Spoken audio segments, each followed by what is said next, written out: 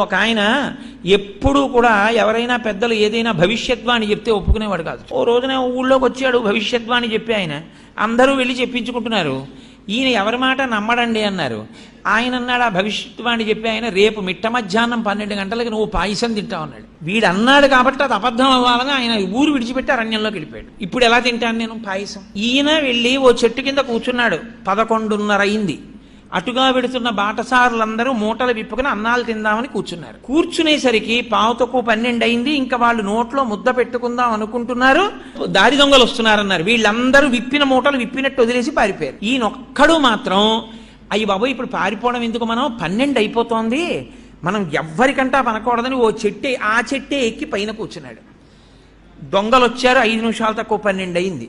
ఒరే మంచి ఆకలి మీద ఉన్నాం, భలే ఉందిరా, అన్నీ పాయసాన్నాలే, ఒరే పాయసాన్నం మిగిలిందిరా తినేద్దాం అన్నారు.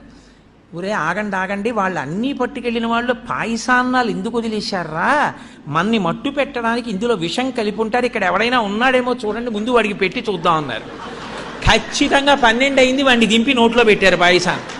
ఎందుకని వాడు పాయసం తప్ప ఏదైనా పెట్టండి, నేను తిన్న పాయసం తప్ప ఏదైనా పెట్టండి అంటున్నాడు. వీడికే పెట్టాలరా పాయసం అని ఖచ్చితంగా 12 పాయసం పెట్టారు. కాబట్టి కర్మవశమున భవమృతి కారణములు, చేసుకున్న వాడికి చేసుకున్నంత మహదేవా.